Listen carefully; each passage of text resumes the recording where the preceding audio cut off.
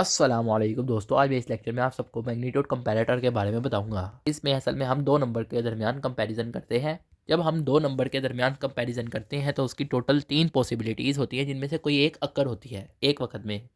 या तो ये हो सकता है कि जो पहला नंबर है वो दूसरे नंबर से छोटा हो, या ये होता है कि पहला नंबर और दूसरा नंबर जो आपस में बराबर है, या ये हो सकता है कि पहला नंबर जो है वो बड़ा है दूसरे नंबर से, यानी कि पहला नंबर ए और दूसरा नंबर बी, यानी कि या तो ए जो है वो लेसन बी होगा, ए इज इक्वल बी, या A greater than B. Magnitude comparator में भी इसी तरह होता है। ये मैग्नीट्यूड कंपैरेटर की जो है ब्लॉक डायग्राम है। ये यहाँ पर जो एन है ये इस चीज़ को डिनोट कर रहा है, यानी कि ये ए जो है ये एज अ इनपुट है, यहाँ पे बी जो है इसके इधर एन लिखा हुआ है, इसका मतलब है ये एज अ इनपुट है, जबकि ये जो चीज़ें हैं ये आउटपुट के तौर पे हैं।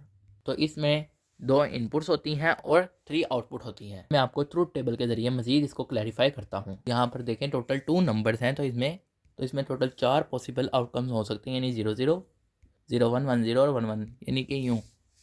अब यहाँ पे देखें 0 और 0, यानी ए भी 0 है बी भी 0 है, यानी कि अगर आप देखें तो ए जो है वो बराबर है बी के। तो मीन्स कि ये वाली जो है सेक्शन आउटपुट का ये ऑन होगा और बाकी ये भी ऑफ होगा, ये भी ऑफ होगा, क्योंकि ए भी 0 है बी भी 0, यानी कि ए और बी जो है बराबर है। इसी तरह यहाँ पे देखें ए जो है वो 0 है और बी जो है 1 है, तो जो बड़ा है वो कौन है? बी बड़ा है, यानी ए जो है वो छोटा है बी से, यानी कि ए जो है छोटा है और बी जो है वो बड़ा है, यानी कि ये जो चीज़ है ये ऑन होगी और बाकी जो है ऑफ होंगे। इसी तरह यहाँ पर देखें, यहाँ पे 1 जो है वो ए है और बी जो है वो 0 है, तो 1 यानी बड़ा होता है 0 से, यानी ए जो है वो बड़ा है बी से, मीन्स के यानी ये वाला जो सेक्शन है ये ऑन होगा, बाकी दोनों ऑफ होंगे। इसी तरह यहाँ पे देखें 1 और 1, यानी ए भी 1 है बी भी 1 है, यानी दोनों बराबर है, तो मीन्स के ये वाली जो चीज़ है ये 1 होगी और बाकी जो है दोनों ऑफ होंगे। तो अब यहाँ से हम इनकी एक्सप्रेशन निकाल लेते हैं। ये देखें ए लेस देन बी के लिए निकालना है, तो ए लेस देन बी वाले में देखें 1 कहाँ पे आ रहा है? यहाँ पे 1 आ रहा है सिर्फ, बाकी जगह क्या है? 0 है, यहाँ पे 0 है, यहाँ पे भी 0 है, यहाँ पे भी 0 है, यानी यहाँ 1 है। तो 1 कब है? जब ए जो है वो 0 है और बी जो है 1 है। तो अगर हम इसे SOP फॉर्म में लिखें तो 0 जो होता है उसे ए कॉम्प्लीमेंट लिखेंगे और 1 को बी लिखेंगे, यानी कि इसकी जो एक्सप्रेशन बनेगी ये बनेगी ए कॉम्प्लीमेंट बी।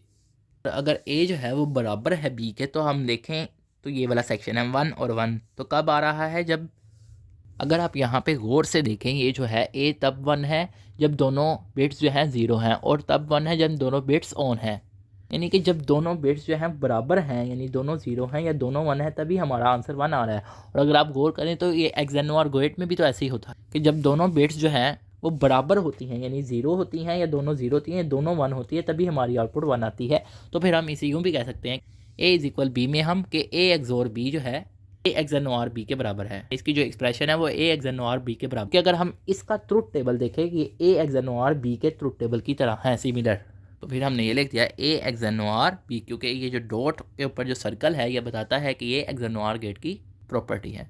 इसी तरह अब ये है ए ग्रेटर देन बी। ए ग्रेटर देन बी कब आ रहा है? जब 1 यहाँ पर है, तो अब 1 यहाँ पर है, यहाँ पे क्या होगा? 1 0, क्योंकि अब हम SOP फॉर्म में कर रहे हैं, तो SOP फॉर्म में हम 1 को देखते हैं, तो 1 जो है वो 1 0 है, और फिर 1 0 का SOP में कैसे लिखते हैं? 1 जो है वो ए वाली लाइन में, तो इसे ए ही लिखेंगे, 0 को हम कॉम्प्लीमेंट लिखते हैं वेरिएबल का, तो ये 0 जो है वो बी वाली लाइन में आ रहा है, तो बी कॉम्प्लीमेंट, यानी कि फिर ये आएगा। तो ए ग्रेटर देन बी के लिए जो एक्सप्रेशन होगी वो ये वाली होगी, ए लेस देन बी के लिए ये वाली होगी, और ए इज इक्वल है बी के लिए ये वाली होगी। अब इसे कम्बिनेशनल डायग्राम में भी ड्रॉ करते हैं लॉजिक गेट्स के ज़रिए। अगर हमने ए लेस देन बी का करना है तो फिर हमें क्या करना है? ए कॉम्प्लीमेंट और बी को जो है एंड गेट से जोड़ना पड़ेगा, यानी इसको और फिर इसको, तो फिर इसको एंड गेट से जोड़ देते हैं। अब हमने इसे जोड़ दिया तो हमें मिलेगा ए लेस देन बी। इसी तरह ए एक्स एन और बी का मिलेगा जब ए इज इक्वल बी होगा, तो फिर हम ए और बी को एक्स एन आर गेट से जोड़ देते हैं, तो इसे एक्स एन आर गेट से जोड़ा तो हमें ए इज इक्वल बी मिलेगा।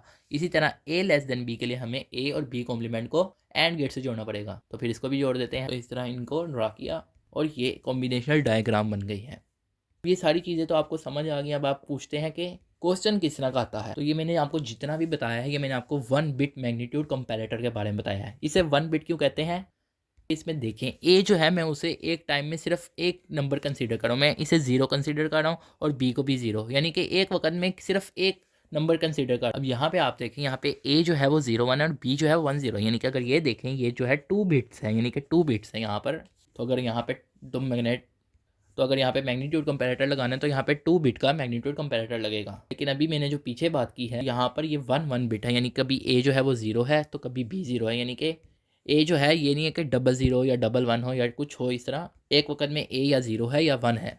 तो इस वजह से हम इसे 1 बिट मैग्नीट्यूड कंपैरेटर कहते हैं, क्योंकि इसमें सिर्फ सिंगल डिजिट यूज़ हो रहा है। यहाँ पे भी सिंगल डिजिट, यहाँ पे भी सिंगल, यहाँ पे भी सिंगल, सारी जगह सिंगल। तो इसका क्वेश्चन आता है वो इस तरह आता है कि इसकी या तो ब्लॉक डायग्राम ना जो कि ये है, या फिर वो कहता है कि इसकी कॉम्बिनेशन डायग्राम ना जो ये है जो मैंने आपको सिखाई अभी, या वो ये कहता है कि 1 बिट मैग्नीट्यूड कंपैरेटर की जो है एक्सप्रेशन निकालो, अगर ए लेस देन बी है तो क्या इसकी एक्सप्रेशन निकलेगी, तो वो ये निकलेगी। इसी तरह अगर ए इज इक्वल है बी तो उसकी एक्सप्रेशन क्या निकलेगी, वो ये निकलेगी।